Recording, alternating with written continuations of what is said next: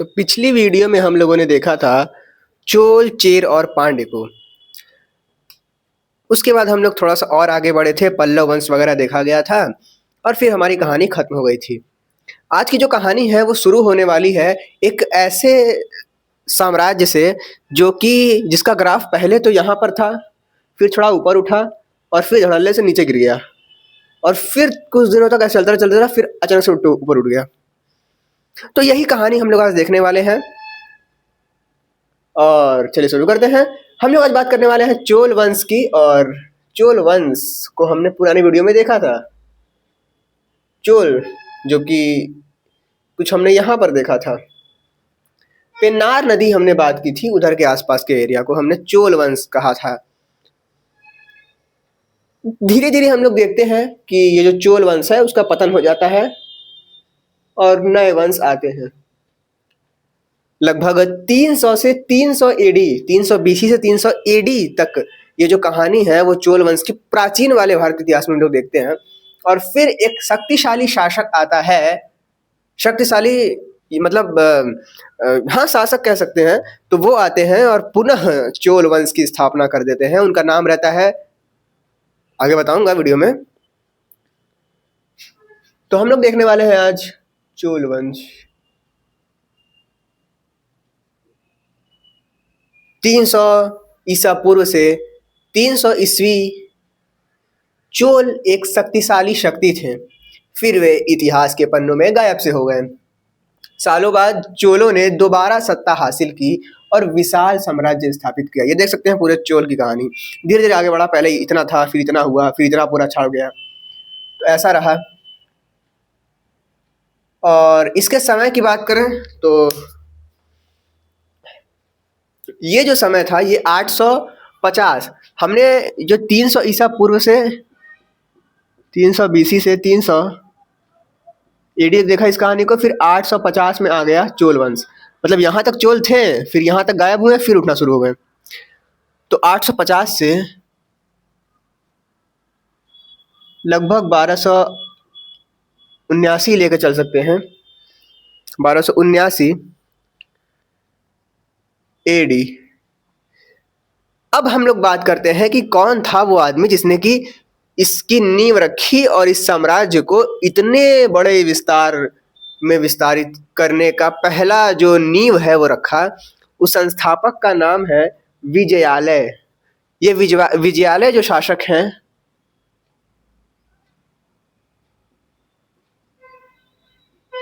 इन्होंने ही चोल वंश की नींव रखी, चोल साम्राज्य की नींव रखी कह सकते हैं। और फिर कहानी आगे बढ़ती रही और बढ़ते हुए हम लोग केवल भारत तक ही हमारा कब्जा नहीं था। दक्षिण भारत के लोग इधर मलेशिया और इधर का जो एरिया है जावा सुमात्रा वाला, इंडोनेशिया का जो एरिया है, वहां तक इनका कब्जा हो चुका था। आप समझ सकते हैं कितना बड़ा सब, अगर मान लो इधर का ले ले और उत्तर भारत भी ले ले तो कितना बड़ा भारत हो जाता, अगर मान लो एक समय के लिए इमेजिन करो तो। खैर, टूटना फूटना चलता रहा। आगे में तो हम लोग अगर इनकी राजधानी की बात करें तो तंजौर थी इनकी राजधानी। और इस शासनकाल में दो महत्वपूर्ण शासक हुए। इस शासन में दो शक्तिशाली शासक हुए जिनको हम लोग को देखना है अपने इस आज के वीडियो में। बाकी जो फालतू है उनको काहे को देखें। तो दो शक्तिशाली शासक को देखना है हम लोग को। पहले शक्तिशाली शासक हैं राजराज चोल। इन्होंने क्या क्या किया वो हम लोग आगे देखेंगे। 985 से 1014 तक ये कहानी इनकी चलती है। इसके बाद इनके लड़के आते हैं राजेंद्र चोल। राजेंद्र चोल बहुत ही खतरनाक शासक रहे और अपने साम्राज्य का विस्तार सबसे अधिक इन्होंने ही कराया है। 1014 में ये खत्म हुए, 1014 में ये शुरू हुए और 1044 तक चले। ठीक है, तो चलो बात करते हैं राजराज चोल की। चोल वंश के एक महत्वपूर्ण शासक के रूप में हम लोग इनको देखते हैं। इन्होंने मंदिरों का निर्माण कराया। इन्होंने अपने आसपास के जो ये चोल के आसपास उस समय भी चेर और पांड्य होते थे, तो इन्होंने पांड्य व चेर वंश की विजय की। पांड्य व चेर वंश की विजय की और 1010 एडी यानी 1010 ईस्वी में इन्होंने एक मंदिर का निर्माण कराया। उसके पहले हम ये जान लेते हैं कि राजराज चौहान ने पांड्यवंश और इधर चोर वंश, सॉरी पांड्य इधर नीचे, ऊपर यहाँ पर चेर, इन पर विजय पाया, परंतु कुछ कुछ क्षेत्र फिर भी रुक रहे थे, संपूर्ण विजय इन्होंने नहीं पाया था।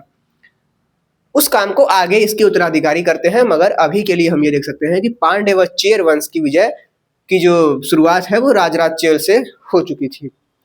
इसके बाद हम देखते हैं कि राजराज चोल ने राजराजेश्वर मंदिर की स्थापना भी की। राजराज चोल, राजराजेश्वर,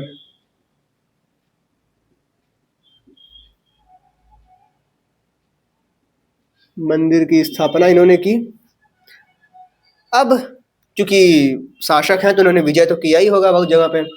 पहली विजय हमने पांडिचेर पर देखी, उसके बाद दूसरी विजय हम लोग देखने वाले हैं कर्नाटक क्षेत्र जो है हमारा, उस समय हम लोग उसको मैसूर कहते थे, तो मैसूर के गंग वंश पर ये विजय पाते हैं। इसके बाद इनकी कहानी आगे बढ़ती है और ये पाते हैं मैसूर के गंग वंश पर विजय। कहानी और आगे बढ़ती है। अब ये उत्तरी श्रीलंका की विजय कर लेते हैं। पहली बार ऐसा होता है कि यहाँ पर स्थित जो उत्तरी श्रीलंका, हम ऐसे ले लें थोड़ा, ये रहा हमारा श्रीलंका, थोड़ा ऊपर ही बना दूं, नीचे जगह तो है नहीं। ये रहा मान लो श्रीलंका। उत्तरी श्रीलंका की इन्होंने विजय कर ली, और उत्तरी श्रीलंका की विजय करके थोड़ा नीचे रहेगा, बट अभी थोड़ा जगह की दिक्कत है, किल्लत है हमारे पास, तो देख लो। उत्तरी श्रीलंका की विजय करते हैं ये।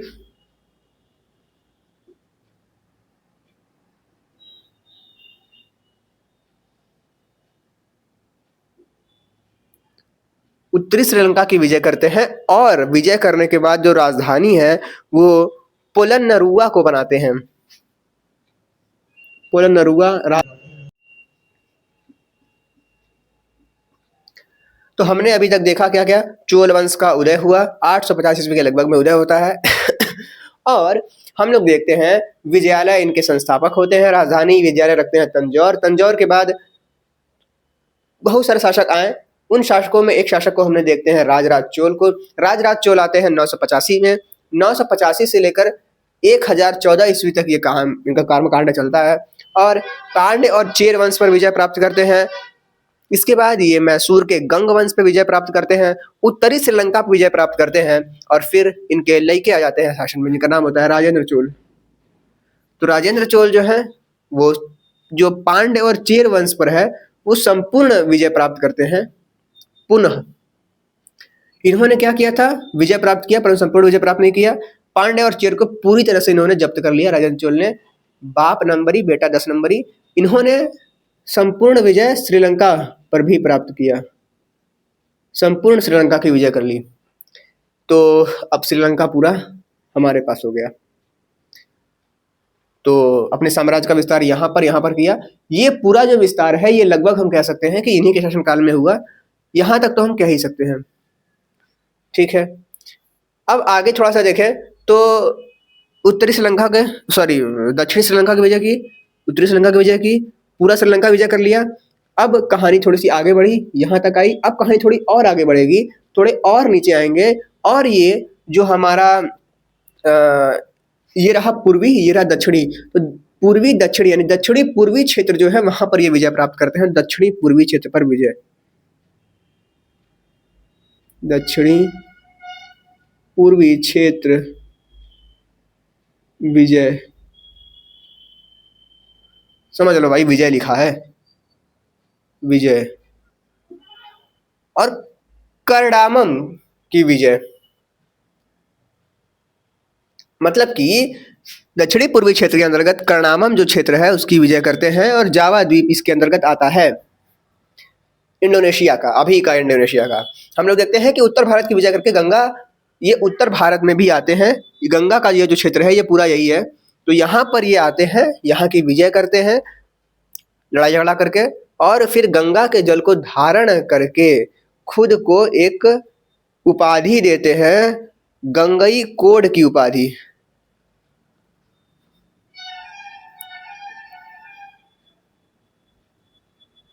गंगई कोड की उपाधि देते हैं, और एक नवीन शहर गंगईकोंड चोलपुरम की स्थापना करते हैं।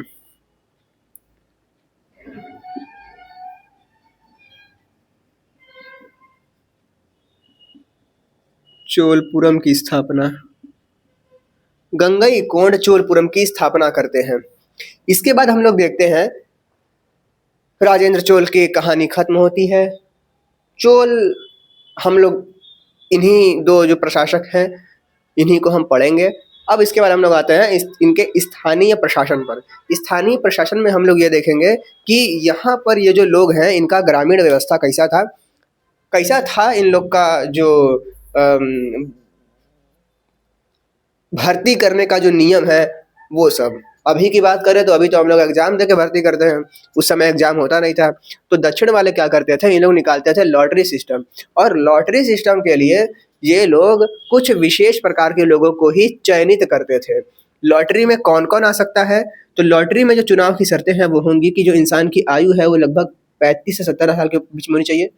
मिनिमम एक वेद इन्होंने पढ़ा होना चाहिए। न्यूनतम भूमि सीमा 1.5 एकड़ होनी चाहिए, और इनके चरित्र में कोई दोष होना चाहिए, नहीं होना चाहिए, नहीं होना चाहिए।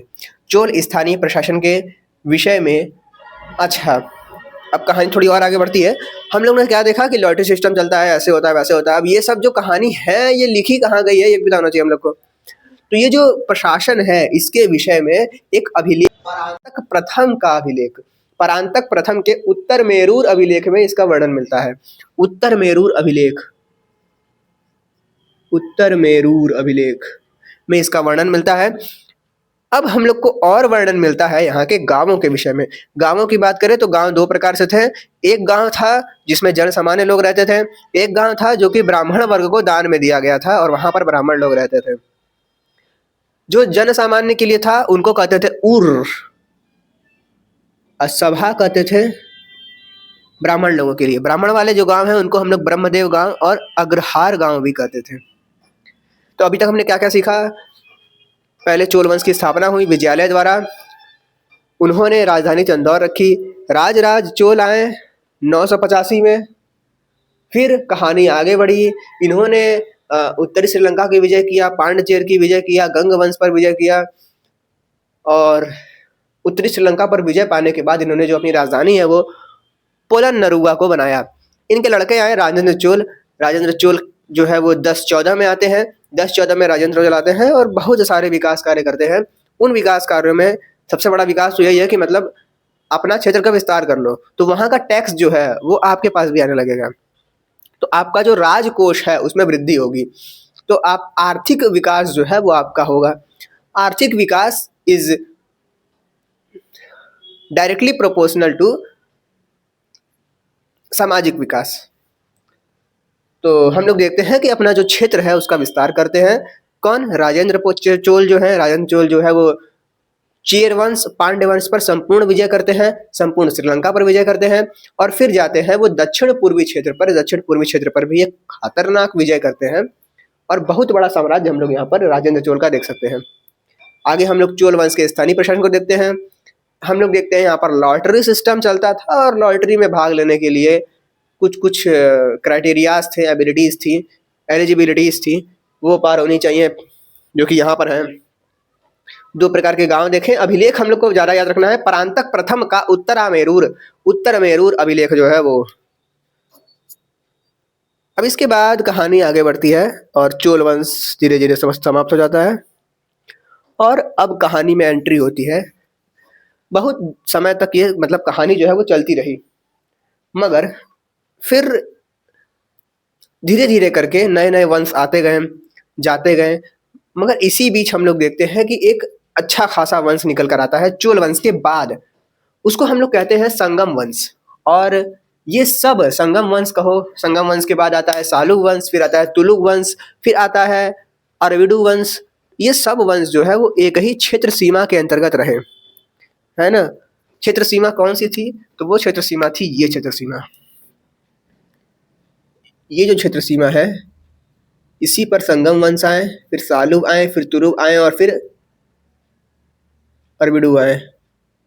तो मैं इसको रंग दिया हूँ अच्छे तरीके से। ये हमारा क्या है, विजयनगर साम्राज्य। विजयनगर साम्राज्य का नाम शायद ही किसी ने ना सुना हो। अगर आपने तेनाली रामा करके जो आता था दंगल टीवी पर, सोनी सोनी लिव और क्या क्या है इन सब पे आता था, सोनी सब पर आता था, तो वहां पर आपने विजयनगर साम्राज्य के बारे में देखा होगा। वहां पर राजा कृष्णदेव राय को आपने देखा होगा। वो तुलु वंश, हम लोग यहाँ पर जो तुलु वंश देखने वाले हैं, ये वही कृष्णदेव राय हैं। और उसके अंतर्गत जो तेलानी रामा थे, तेनाली रामा, वो इन्हीं के राज दरबार में रहते थे, राज दरबार में रहते थे। इसीलिए अब जो हम लोग पढ़ने वाले हैं वो थोड़ा सा रिलेटेबल होगा जब हम लोग तुलु वंश को पढ़ेंगे। संगम वंश में पढ़ेंगे, देखते हैं कहानी आगे। कहानी धीरे धीरे आगे बढ़ती रहती है। हम लोग देखते हैं ना कि यहाँ पर चोल वंश जो है वो लगभग 1279 ईस्वी तक चलता है। 1289 के आसपास का समय अगर हम लोग ध्यान से देखें तो उस समय हमारे उत्तरी भारत पर सल्तनत काल का जो है वो राज चल रहा था। हम लोग देखते हैं कि सल्तनत काल के अंतर्गत मोहम्मद बिन तुगलक उस समय रहते हैं। और मोहम्मद बिन तुगलक को सबको पता है कितने घटिया शासक थे। जितना मोए मोए इनका हुआ है उतना मोए मोए किसी का नहीं हुआ है। ये जितने नियम कानून लाते थे, 5 नियम कानून लाए थे, अब पांचों इनका फेल हुआ था। हर तरफ से इनका लग रहा था जैसे मानो ये ऐसे खड़े हैं और पीछे से इनकी किस्मत जो है इनको डंडा की हुई है, खतरनाक डंडा की हुई है, फिर भी ऊपर उनको मतलब और डंडा करना है अपने में। और इसी डंडा डंडा के खेल में ये देखते हैं कि दक्षिणी भारत पर इनका जो पकड़ है वो कमजोर हो जाता है और एक जो इतना बड़ा क्षेत्र है वो विजय पा लेता है तुगलक वंश से। हम लोग देखते हैं अब विजयनगर साम्राज्य को।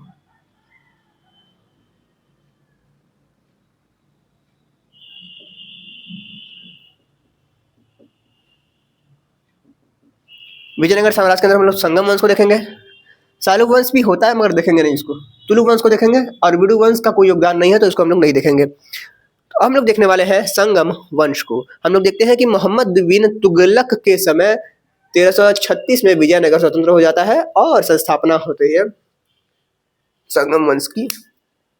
कौन कौन आता है भाई? तो आते हैं हमारे पास हरिहर और बुक्का नाम के 2 लोग होते हैं जो कि स्वतंत्र कराते हैं तुगलक से। हरिहर, बुक्का। तो संगम वंश को देखते हैं भाई। संगम वंश, संगम वंश, संगम वंश।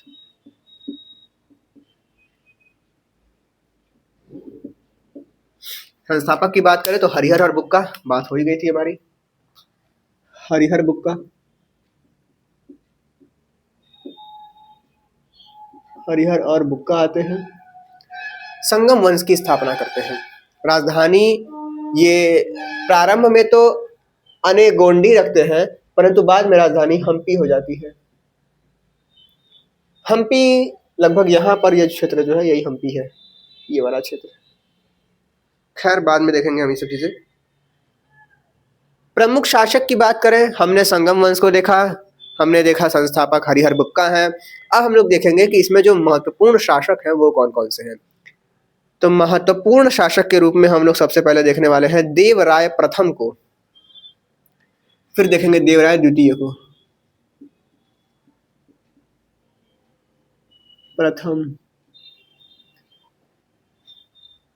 देवराय प्रथम ने जो शासन किया वो 1406 से 1422 ईस्वी तक किया। और हम लोग देखते हैं कि इन्होंने बहमनी साम्राज्य के फिरोज शाह बहमनी, अब बहमनी कौन है? ये रहा विजयनगर, इसके ठीक ऊपर ये जो एरिया है ये हमारा बहमनी साम्राज्य का है। और इन दोनों के बीच में क्षेत्र रहता है ये बहुत उपजाऊ क्षेत्र रहता है। तो जो लड़ाई करने लगते हैं, कौन हम हमारे अंडर में आएगा, वो कहता है हमारे अंडर में आएगा, और जो लड़ाई करते हैं 200 साल तक लड़ाई चलता है। तो ये हमारे पास बहमनी है और बहमनी साम्राज्य के फिरोज शाह बहमन,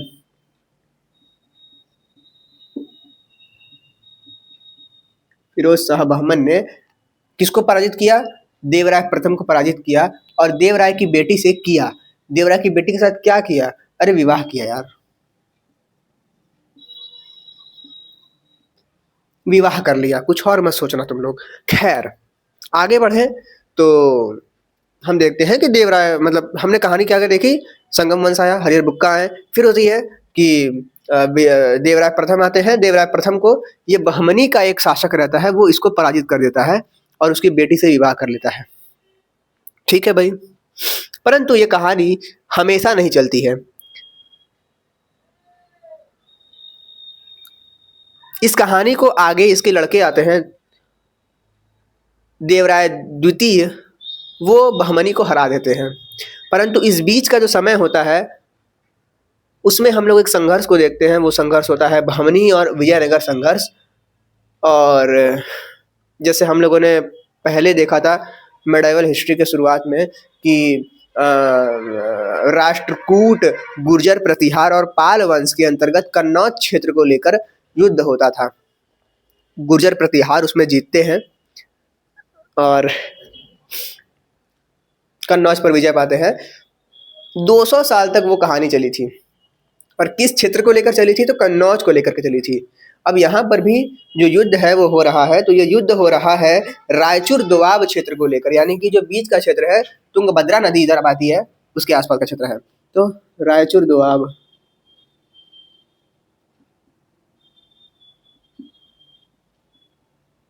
क्षेत्र पर अधिकार के लिए लगभग 200 साल तक ये लड़ाई चलती है। इसका जिक्र है, अब क्या ही कहा जाए। अंत में हम लोग देखते हैं, अच्छा अंत में भी नहीं करते हैं, हम लोग देखते हैं कि देवराय प्रथम के दरबार में एक इटली यात्री आते हैं। इनकी भी अगर हम लोग अपने नोट्स में लिख रहे तो बेहतर रहेगा। निकोलो कोंटी आते हैं इनके दरबार में और यात्रा करते हैं इनके राज दरबार की।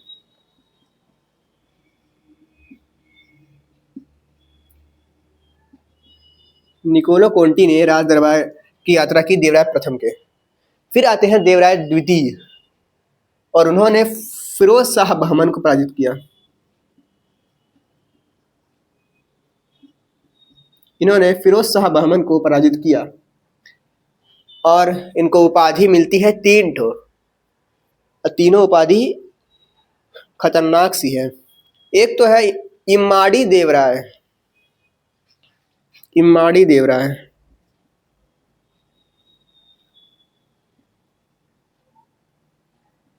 फिर है प्रौढ़ देवराय,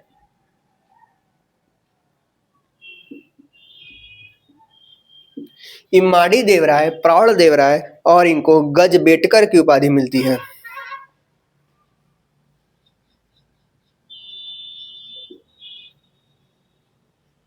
गजबेटकर की भी उपाधि मिलती है।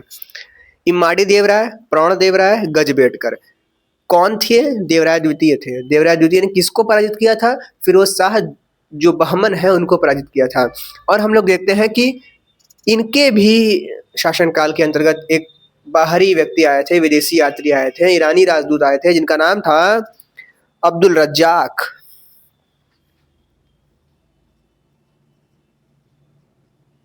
अब्दुल रज्जाक ने हम्पी की यात्रा की। देवराय प्रथम जो है वो विद्वान शासक थे। इन्होंने कुछ ग्रंथ की भी रचना की है। वो जो ग्रंथ है उसका नाम है महानाटक सुधा निधि। महानाटक सुधा निधि की रचना की इन्होंने।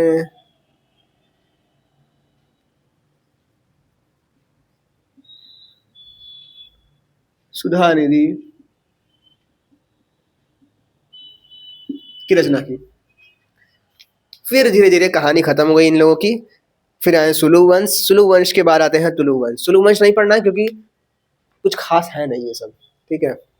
आते हैं सुलु वंश, अरे तुलु वंश। सालु वंश नहीं पढ़ना है, तुलु वंश पढ़ना है अब। तुलु वंश जिसके अंदर हम लोग देखने वाले हैं कृष्ण देव राय को। चलो भैया, संस्थापक की बात करें, तुलु वंश का शासनकाल 1505 से 1570 तक चला। संस्थापक है इनके वीर सिंह।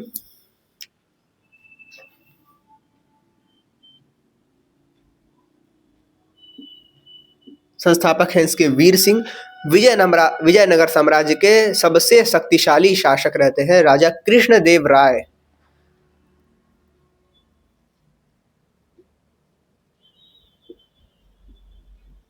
कृष्णदेवराय सबसे शक्तिशाली शासक रहते हैं विजयनगर साम्राज्य के, और काफ़ी विद्वान भी रहते हैं। हम लोग देखते हैं कि इसी शासनकाल में तेलुगु साहित्य पर एक अच्छा खासा जोर मिला के लिए स्वर्ण काल था। तेलुगु तेलुगु जो साहित्य है उसके लिए यह स्वर्ण काल था। ने अरे मतलब जो वनक्कम करते हैं ना, वो सब जो चीज़ें होती हैं तेलुगु भाषा में, बड़ा अच्छी भाषा है। और जो इसको स्वर्ण काल कहा जाता है वो कहा जाता है राजा कृष्णदेव राय का जो समय काल रहता है उसको।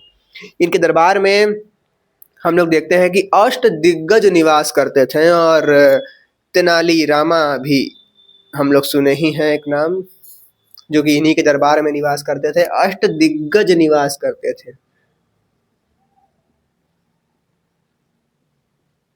अष्टदिग्गज निवास करते थे। अष्टदिग्गजों का प्रधान होता था अल्लासानी पजन्ना। तुंगभद्रा नदी पर इन्होंने बांध बनवाया। इन्होंने पुर्तगालियों को पराजित करके भटकल में किला बनाने की अनुमति दी। और इन्होंने क्या किया, तो तुलु वंश को फिर से बताता हूँ, मतलब कन्फ्यूजन न रहे। तुलु वंश वीर सिंह स्थापना किए। उसके बाद हम लोग एक शक्तिशाली शासक को देखते हैं। पूरे विजयनगर साम्राज्य जो है, जो चारों वंश है, इन चारों वंशों में सबसे शक्तिशाली शासक जो है वो हम लोग देखते हैं कृष्णदेव राय होते हैं। कृष्णदेव राय जो है वो तेलुगु साहित्य के लिए स्वर्ण, मतलब इस तरीके समझो कि इनका जो शासनकाल था वो तेलुगु साहित्य के लिए स्वर्ण काल कहा गया। हम लोग देखते हैं कि इन्होंने अपने दरबार में 8 अष्टदिग्गज रखे थे, जिसमें तेनाली रामा शामिल थे। उसके बाद हम लोग देखते हैं कि और क्या देखते हैं हम लोग, पुर्तगालियों को इन्होंने पराजित किया। इन्होंने बांध बनवाया तुंगभद्रा नदी पर। और क्या है भाई, आगे कहानी आगे बढ़ती है। विद्वान शासक थे, इन्होंने ग्रंथ की रचना की। जाम्बवती ग्रंथ की रचना की, कल्याणम ग्रंथ की, जाम्बवती कल्याणम ग्रंथ की रचना की,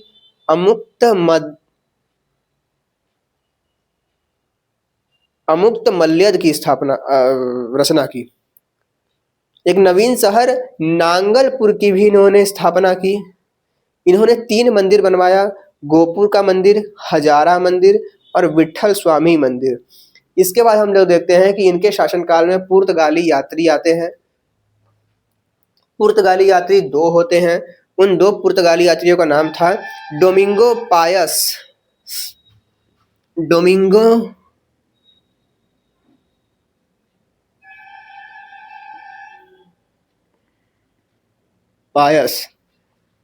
डोमिंगो पायस और डुआर्टो बारबोसा।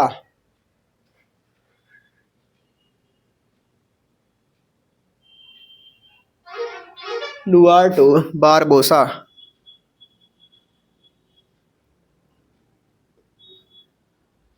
ये 2 लोग होते हैं, डोमिंगो पायस और डुआर्टो बारबोसा। इन्होंने विजयनगर साम्राज्य की यात्रा की। और अंत में हम लोग देखते हैं सदाशिव राय आते हैं। सदाशिव राय जो होते हैं वो 1565 में एक युद्ध होता है, जिसको हम लोग कहते हैं उसको 2 प्रकार से उसका नाम है। उसको एक नाम तो उसका है तालीकोटा का युद्ध, और उसका एक और नाम है, वो नाम है कुछ राक्षस करके उसका नाम है, बता रहा हूँ मैं, थोड़ा सा देख लूँ। राक्षस तांगड़ी, खतरनाक नाम है। तालीकोटा का युद्ध हुआ, ताली कोठा नहीं कोटा, और राक्षस तांगड़ी का युद्ध, और नहीं इसी को राक्षस तांगड़ी भी कहते थे, का युद्ध होता है और पराजय होती है हमारे तुलु की। फिर आते हैं अरविडु वंश, बहुत कुछ खास नहीं करते हैं। और इसके बाद हम लोग देखते हैं कि ढह जाता है पूरा विजयनगर साम्राज्य। इसके बाद की कहानी को हम लोग अगले वीडियो में देखेंगे। आज की कहानी में हम लोगों ने क्या क्या देखा, चोल वो देखा। विजयनगर साम्राज्य के अंतर्गत हम लोगों ने संगम वंश को देखा। संगम वंश में हम लोगों ने एक बहुत खतरनाक युद्ध को देखा। इसमें हम लोग देखते हैं कि 200 सालों तक युद्ध चलता है। रायचूर दोआब क्षेत्र पर विजय के लिए युद्ध चलता है 2 सालों तक। बहमनी और विजयनगर जो है इनके बीच में युद्ध होता है। अंत में हम लोग देखते हैं कि देवराय द्वितीय ने फिरोज शाह बहमन को पराजित किया। इनकी उपाधियों को देखा, तुलु वंश को देखा, कृष्णदेव राय को देखा, इनकी रचनाएं देखी, इनके जो शासन में पुर्तगाली यात्री आए उनको देखा और अंत में सदाशिव राय द्वारा तालीकोटा के युद्ध में पराजय को देखा और देखा हम लोगों ने विजयनगर साम्राज्य के पतन को। इसके साथ हमारा वीडियो भी एंड हो गया।